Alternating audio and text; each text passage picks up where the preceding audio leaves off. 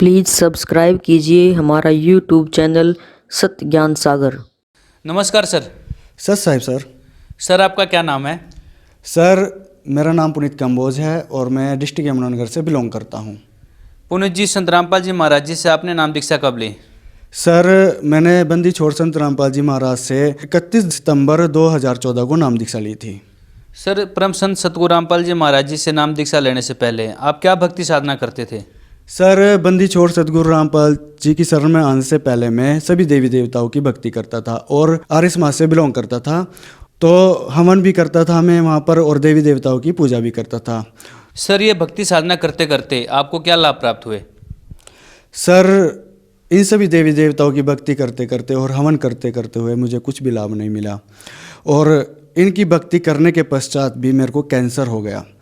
Cancer होने के कारण सबसे पहले मैंने कुमार स्वामी को अपना गुरु बनाया और कुमार स्वामी जी से मैं मिला। उन्होंने मेरे को बीज मंत्र दिए कि बेटा इन बीज मंत्रों की साधना करना और ये कैंसर ठीक हो जाएगा। तब मैंने 4 महीने तक बीज मंत्रों की साधना की, तो मैं 4 महीने में वो कैंसर ठीक होने के बजाय वो बढ़ता चला गया। यमुनानगर डिस्ट्रिक्ट में कुमार स्वामी जी का समागम हुआ और मैं वहाँ पर उस समागम में गया। मैंने फिर मुलाकात की कुमार स्वामी जी से और कुमार स्वामी जी कहने लगे कि बेटा अगर बीज मंत्र से भी आपका कैंसर नहीं ठीक हुआ तो 3500 रुपये का आपको विशेष मंत्र दिया जाएगा। अगर 3500 रुपये से भी आपका ये कैंसर नहीं ठीक हुआ तो फिर आपको 11,000 रुपये का विशेष मंत्र और दिया जाएगा। तब मैं सोचने लगा अगर 3500 वाले विशेष मंत्र से मैं नहीं ठीक हुआ तो 11,000 वाले विशेष मंत्र से मैं कैसे ठीक हो जाऊंगा। तो इतना सोचने के बाद मैं घर पर आ गया और मैं चिंता करने लगा कि मेरा ये कैंसर कब कैसे ठीक होगा।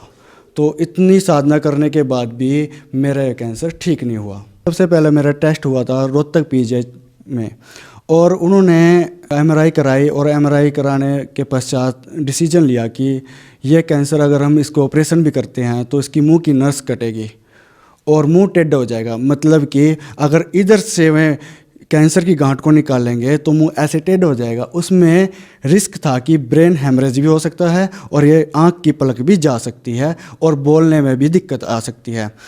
तब मैंने उनसे खुल के बात की, डॉक्टर संजीव से मैंने खुल के बात की। उन्होंने बताया कि ये कैंसर ठीक नहीं हो सकता, ये कार्सिनोमा है जो ये बढ़ता ही जाता है। तो उसके बाद मैं घर आ गया। घर आने के बाद फिर कुछ डॉक्टरों ने मेरे को एडवाइस दी कि चंडीगढ़ दिखा लो। मैं चंडीगढ़ गया पीजीआई में। उन्होंने भी जवाब दे दिया मेरे को कि इसका ट्रीटमेंट हमारे पास नहीं है, अगर हम ऑपरेशन करेंगे तो आपकी नस कटेगी और नस में रिस्क है कि आप कोमा में भी जा सकते हो और आपकी आँख की पलक भी जा सकती है और मुंह भी टेढ़ा हो जाएगा और आपके बोल भी बंद हो सकती है।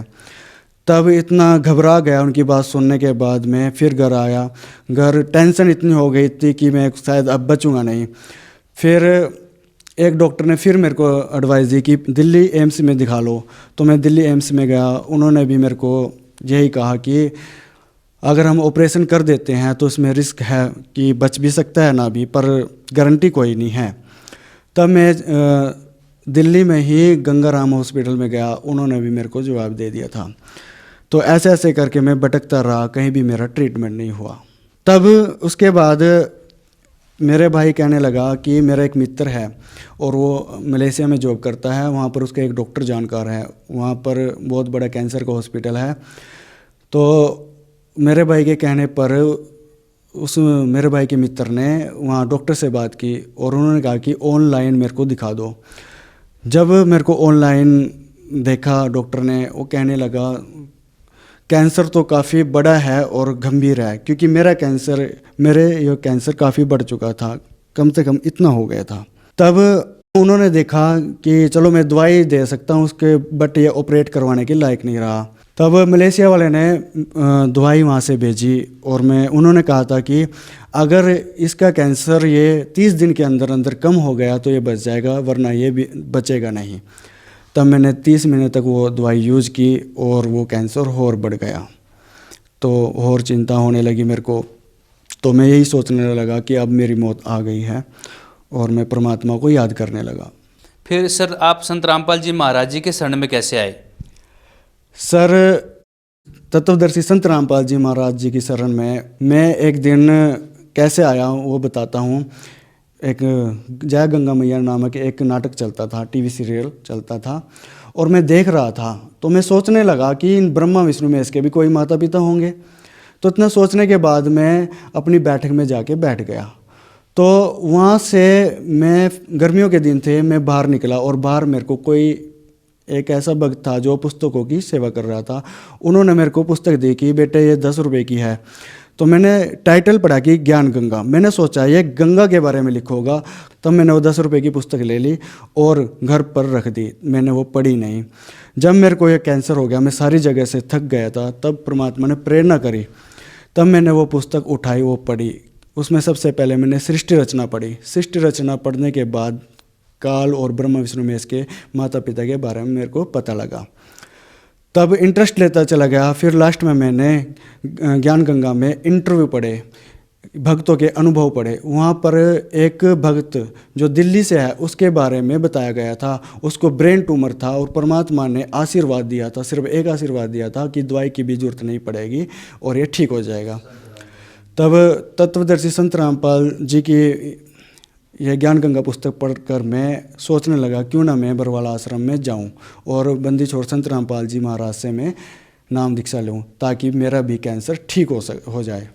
सर, आपने बताया कि आप कैंसर की बीमारी को लेकर के काफ़ी चिंतित थे और आप यह बीमारी का इलाज कराने के लिए दिल्ली आप एम्स गए, पीजीआई रोहतक गए, चंडीगढ़ भी गए और यहाँ तक कि आपने मलेशिया से भी आपने अपना इलाज करवाया। उसके बाद आप कुमार स्वामी जी के पास गए, आपने वहाँ से बीज मंत्र लिए।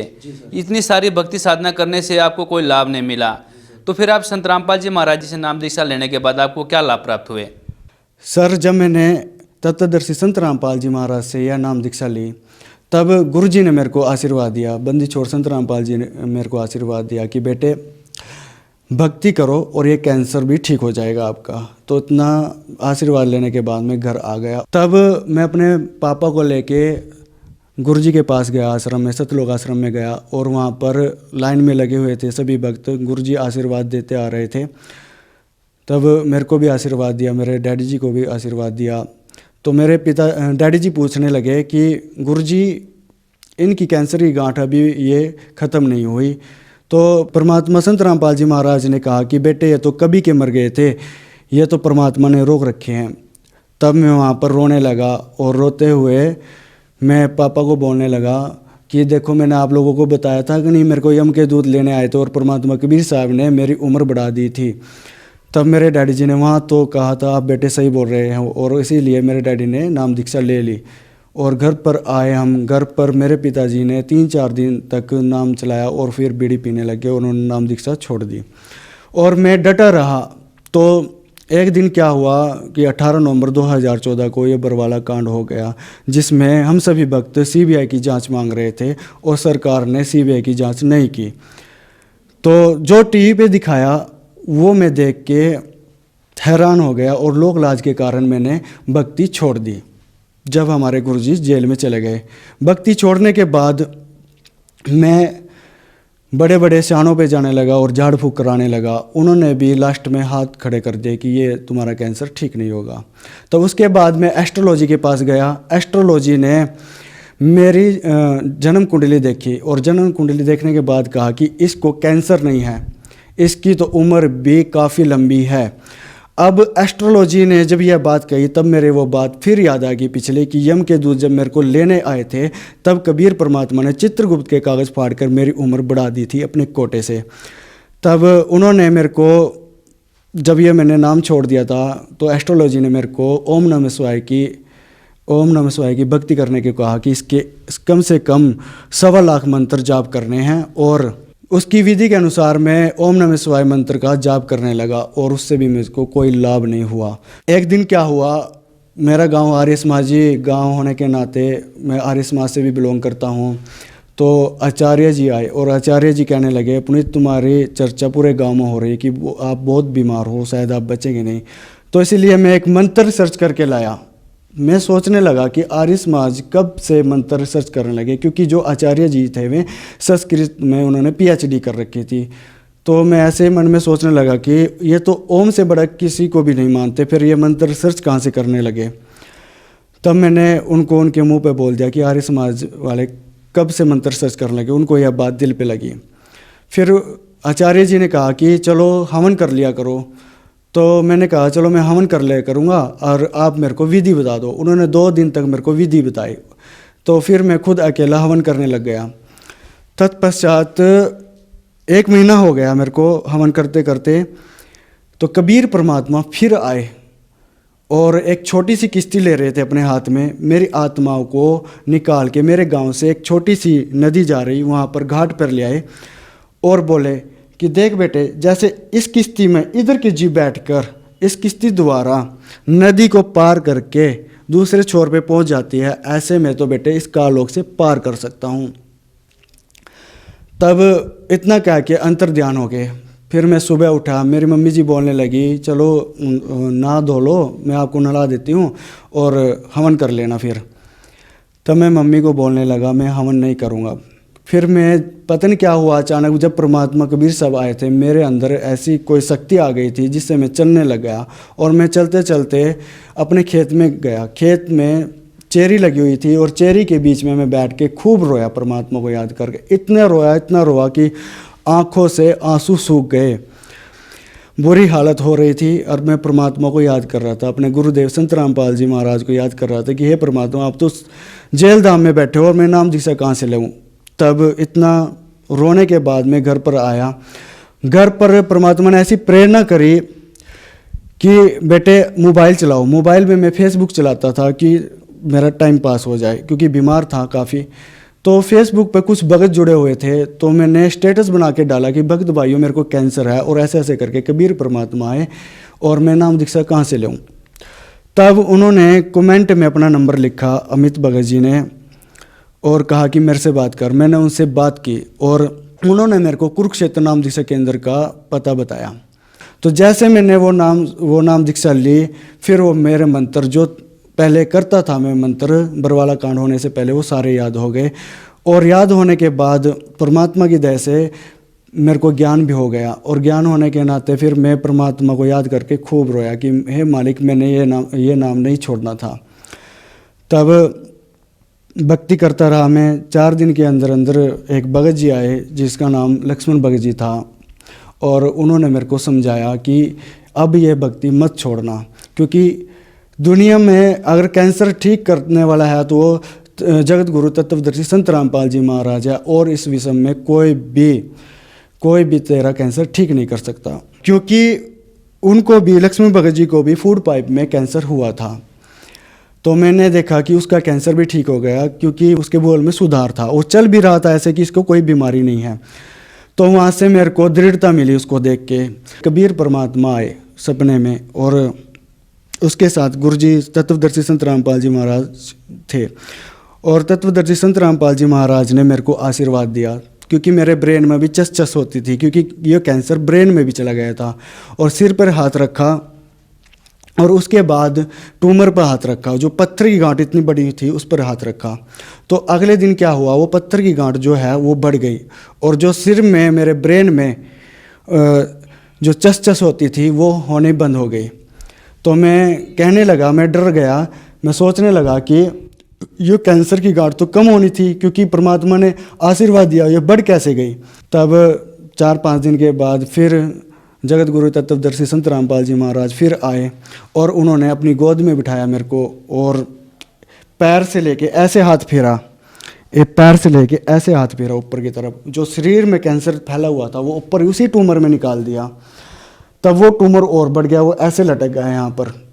तो मैं फिर काफ़ी चिंतित हुआ कि मेरे साथ हो क्या रहा परमात्मा, क्योंकि यहाँ पर भक्तों के कैंसर ठीक होते हैं, मेरा कैंसर बढ़ रहा है, ये क्या कारण हो सकता है। तो परमात्मा यहाँ पर सत्संग में बताते हैं कि सदगुरु के दरबार में कमी काहे की नहीं, हंसा मौज ना पावता तेरी चूक चाकरी में। तो मैं ये सोचने लगा कि शायद मेरी चूक चाकरी में ही कोई कमी है। तब मैंने फिर और भक्ति बढ़ाई। फिर 26 नवंबर 2015 को परमात्मा तत्वदर्शी संत रामपाल जी महाराज मेरे घर पर प्रकट हुए, और पूछा कि बेटे तुम क्यों नहीं ठीक हो रहे, मगर परमात्मा आप ही जानो क्यों नहीं ठीक हो रहे। फिर पूछा कि क्यों नहीं ठीक हो रहे, मालिक आप ही जानो क्यों नहीं ठीक हो रहे। और एक ऐसी दराज बनाई, उसमें से इंजेक्शन निकाले और मेरे सिर में ऐसे भर दिए, ऐसे मारे। तो वो जो पत्थर की गांठ थी वो अगले दिन पिघल गई पूरी की पूरी, ऐसे पिली हो गई। तो मैं डरने लगा कि शायद ये चाम नीचे गिरेगा फट के। 30 नवंबर 2015 को वो पत्थर की गांठ जो बनी हुई थी वो पिघलने के बाद 30 नवंबर 2015 को फूट गई। फूटने के बाद मेरे घर वाले रोने लगे, क्योंकि सभी वैद्यों ने, सभी डॉक्टरों ने, इंडिया के अंदर जितने भी बड़े बड़े वैद्य थे और जितने भी बड़े बड़े डॉक्टर थे, और उन्होंने मेरे को जवाब दे दिया था कि ये बचेगा नहीं, क्योंकि इसका कैंसर का पेन इतना भयंकर होता है, सहन नहीं कर सकता। तब जी जब ये फूटा तो मेरे को ना तो पेन हुआ कहीं पर और ना मेरे को चक्कर वगैरह आए। तो जब फूटने के बाद इसमें से काला पानी यानी कि काला खून निकला। खून निकलने के बाद ये ऐसे लटक गई चर्बी। तब मैंने देखा मेरे घर वाले सभी रो रहे और मोहल्ले पड़ोस के भी आगे काफ़ी देखने लगे कि पुनीत अब नहीं बचेगा। तो जी मैं हंस रहा था कि देखो परमात्मा की इतनी मेहर हुई, मेरे को दर्द तक नहीं होने दिया मालिक ने। तो जी यह बात मेरे घर वाले नहीं सोच रहे थे। तो क्या हुआ, कुछ देर के बाद इसमें से भयंकर ब्लीडिंग होनी स्टार्ट हो गई, और ब्लीडिंग थी नॉर्मल ब्लड की। तो मैं डर गया कि ये ब्लीडिंग अब कैसे होने लगी, पता नहीं ये मालिक की लीला थी, मालिक ही कर रहे थे सब कुछ। तो मैं डॉक्टर के पास गया, डॉक्टर बोलने लगे मैं हाथ भी नहीं लगाऊंगा क्योंकि ये फूट गया, अब ये ब्लीडिंग हो गई तो अब ये बचेगा नहीं भाई, इसे या तो पीजीआई ले जाओ अगर कुछ हो सकता है। तब मेरे घर वाले, मेरे भाई जी, मेरे को एक डॉक्टर जो रोहतक पीजीआई में जानकार था डॉक्टर, उसकी ट्रांसफ़र जगाधरी सिविल हॉस्पिटल में हो गई थी। मैं उसके पास गया, उन्होंने अच्छी तरह चेकअप किया, उन्होंने कहा कि अपने परमात्मा को याद कर ले। मैं बोलने लगा डॉक्टर साहब से कि क्या मैं बचूंगा नहीं। तो वो कहने लगा भाई तुम्हारी मेजर आर्टरी फट गई, जिसमें धड़कन जो ये ब्रेन को खून पहुँचाती है, जो हार्ट से टच होती है, और हार्ट जब पंपिंग करता है जो वो नस फट गई आपकी, जो ब्रेन को खून पहुँचाती है। अब कुछ देर में तो शायद हो सकता है पूरा हो जाए। तो उतने कहने के बाद मेरे पैरों तले ज़मीन खिसक गई। तब अगले दिन मैं पीजीआई गया कि उस दिन मेरे को कुछ भी ना तो चक्कर आए, और वो ब्लीडिंग जो ड्रेसिंग के माध्यम से रुक गई थी, पर इतनी रुकी थी कि ड्रेसिंग में भी थोड़ी बार आ रही थी ब्लीडिंग, क्योंकि वहीं पहुंच गया। फूटने के बाद भी ब्लीडिंग के माध्यम से वो जो ट्यूमर था वो ऐसे हो गया वहीं पर दोबारा। फिर मैं पीजीआई गया, वहाँ पर ईएनटी डॉक्टर ने मेरे को देखा, उन्होंने मेरी ड्रेसिंग खोली। ड्रेसिंग जैसे खोली तो उसमें से भयंकर ब्लीडिंग निकली, और वो जो ब्लीडिंग थी तो उसके कपड़े भी सारे धंस गए ब्लीडिंग में। तो उन्होंने अपने सीनियर को फ़ोन किया कि ऐसे ऐसे करके कार्सिनोमा का पेशेंट आया ब्लीडिंग के साथ। तो उन्होंने कहा कि हम रख नहीं सकते क्योंकि वो 1-2 घंटे का मेहमान है, इसको भेज दो। तब वो डॉक्टर मेरे भाई को बोलने लगा कि भाई इसको ले जाओ, ये बचेगा नहीं। तो परमात्मा की दया से इतनी हुई कि मेरे सामने की बात है, मैं भी वहाँ मौजूद था, तो मैं डर गया शायद ये डॉक्टर सही बोल रहे हैं।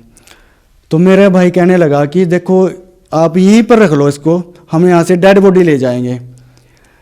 तो डॉक्टर कहने लगा कि ऐसे हम रख नहीं सकते। तो उन्होंने फिर अपने सीनियर को फ़ोन किया, फिर उनके सीनियर ने कहा चलो हमारा तो ये रिसर्च सेंटर है, यहाँ पर स्टूडेंट भी आते हैं, उनको भी सिखाएंगे, सीखने का मौका मिलेगा, हम रख लेते हैं। तो उन्होंने मेरे को एडमिट कर लिया। एडमिट करने के बाद उन्होंने मेरे ब्लड के सैंपल लिए, जो एक सैंपल तो ब्लड बैंक में भेजा और एक सैंपल जो लेबॉर्ट्री में भेजा। फिर मेरा सीटी स्कैन करवाया, सीटी स्कैन हुआ, मेरे को एडमिट कर लिया। तो अगले दिन सुबह मेरे को ऑपरेशन थिएटर में लेके जा रहे थे। तो ऑपरेशन थिएटर में उन्होंने सबसे पहले मेरी ड्रेसिंग खोली। तो ड्रेसिंग खोली जैसे तो एक डॉक्टर बोलने लगा वेरी गुड। मैंने सोचा अगर इसने वेरी गुड बोला है तो कुछ ना कुछ परमात्मा ने चमत्कार किया। चमत्कार ये था कि जहाँ से ब्लीडिंग हो रही थी वो ब्लीडिंग रुक गई थी, बिल्कुल भी ब्लीडिंग नहीं आ रही थी। तो फिर उन्होंने मेरा मुंह खुलवाया, उन्होंने फ़ोन में फ़ोटो वगैरह ली। तो उन्होंने कहा कि चलो हम इसका ऑपरेशन चौथे दिन करेंगे क्योंकि अब ब्लीडिंग रुक गई। तो जी इतना उन्होंने मेरे और भी टेस्ट करवाए। तो जब सीटी स्कैन की रिपोर्ट आई, उन्होंने कहा, सीटी स्कैन की रिपोर्ट देखी, तो सीटी स्कैन देखने के बाद उन्होंने कहा कि इसके अंदर कहीं भी नहीं है कैंसर के सेल, क्योंकि कैंसर के सेल जो है इसके ये चर्बी में आ गए, यहाँ पर खाल खाल में इसके चर्बी में है, अंदर कहीं भी है, ना मुंह के अंदर है, ना दांतों में है, और ना जीभ में है, और ना फूड पाइप में है, कहीं भी इसके कैंसर के सेल नहीं है, सिर्फ ये खाल खाल में है, ये जो बक्कल बोलते हैं इसको, ये खाल खाल में है। तो इतना सुनने के बाद मेरे को धैर्य मिला और मैं परमात्मा का शुक्रिया अदा करने लगा, अपने गुरुदेव संत रामपाल जी महाराज का शुक्रिया अदा करने लगा कि चलो इतनी मेहर की, आगे भी वो ठीक ही करेगा। तब और ब्लड की रिपोर्ट आई, ब्लड की रिपोर्ट आई तो उसमें 15.9 ग्राम मेरा खून था। 15.9 ग्राम खून जब उन्होंने बोला तो मैं सुनकर हैरान हो गया कि इतना ब्लीडिंग बहने के बाद भी 15.9 ग्राम मेरा खून आया, और खून में एक भी ब्लड, मतलब कि खून में एक भी इन्फेक्शन नहीं आया। जैसे एक नॉर्मल इंसान का खून होता है और ऐसा मेरा खून आया। उसमें ना तो TLC बढ़ी हुई थी, ना DLC बढ़ी हुई थी, बिल्कुल नॉर्मल खून था। तो मैंने अपनी रिपोर्ट भी चेक की थी वहाँ पर उनसे लेके, तो फिर मैंने सोचा कि परमात्मा ने ये चमत्कार किया। चौथे दिन जब ऑपरेशन थिएटर में मेरे को बुलाया तो मैं ऑपरेशन थिएटर से भाग गया और अपने घर चला गया। अपने घर जाने के बाद मेरे मम्मी पापा बोलने लगे कि तू ऑपरेशन क्यों नहीं कराता, मगर मेरे गुरुदेव मेरे को ठीक करेंगे। कि कैसे ठीक करेंगे, अभी तक तो ठीक नहीं हुआ, और इतना विश्वास करता है गुरुजी पे, मुझे पता है, मुझे विश्वास है अपने गुरुजी पे। मैं अपनी मम्मी को बोलने लगा कि एक दिन तो करेंगे ही करेंगे। तब वहाँ पर पड़ोसी भी इकट्ठे हो गए और देखने के लिए आए कि भाई पुनीत कैसे आ गए वहाँ से, ऑपरेशन क्यों नहीं कराया। तो मैंने भी यही जवाब दिया कि मेरे गुरुदेव ही मेरे को ठीक करेंगे, क्योंकि मेरे गुरुदेव सत्संग में बताते हैं कैंसर का बाप भी ठीक होगा। तो मुझे पूरा विश्वास था गुरुजी पर। तब मैं अपने गुरुदेव जी की भक्ति करने लगा और मैंने किसी का भी कहा नहीं माना कि मैं ऑपरेशन कराऊँ या ना कराऊँ, बस मैं अपने गुरुजी की भक्ति में मगन हो गया। तो उसके बाद क्या हुआ चमत्कार, वो जो कैंसर की गांठ जो ऐसे लटक गई थी, वो चर्बी ऐसे लटक गई थी, वो धीरे धीरे वो ऐसे ऐसे ख़त्म होती चली गई।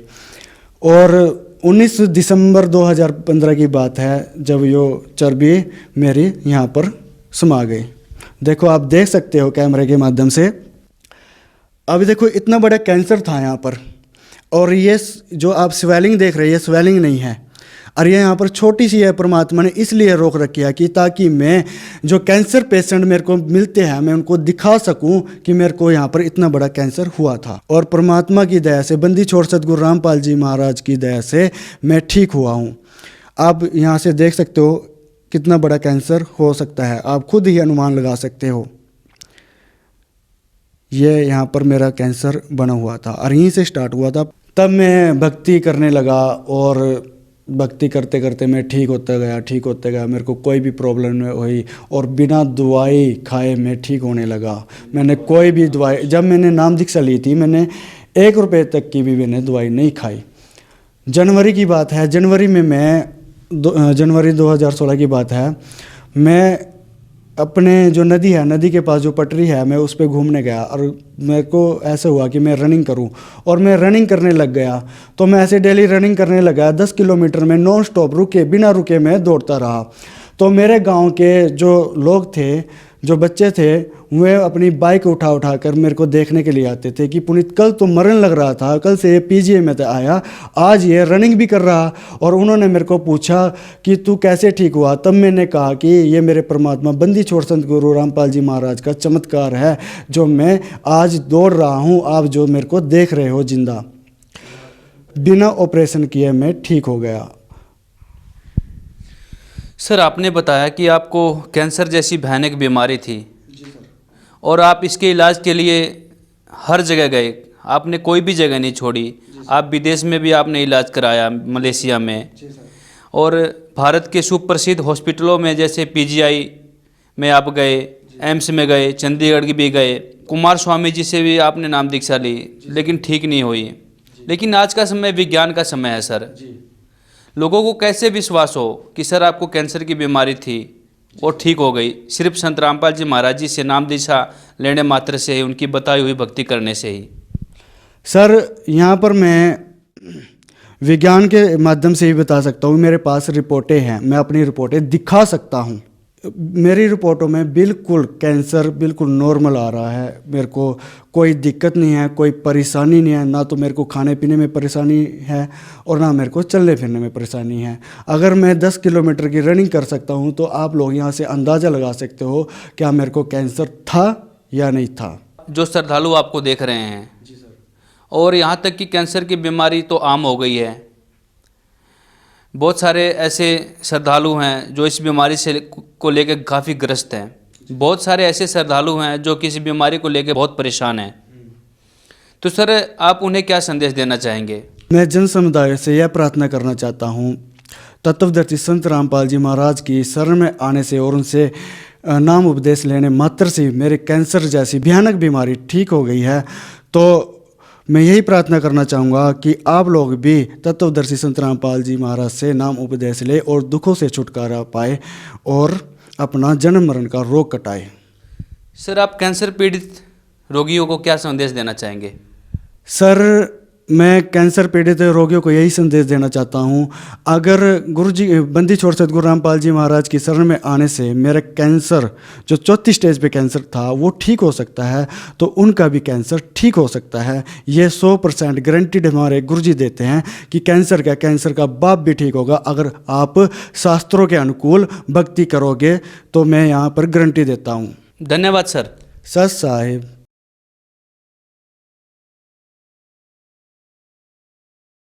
प्लीज़ सब्सक्राइब कीजिए हमारा यूट्यूब चैनल सत्य ज्ञान सागर।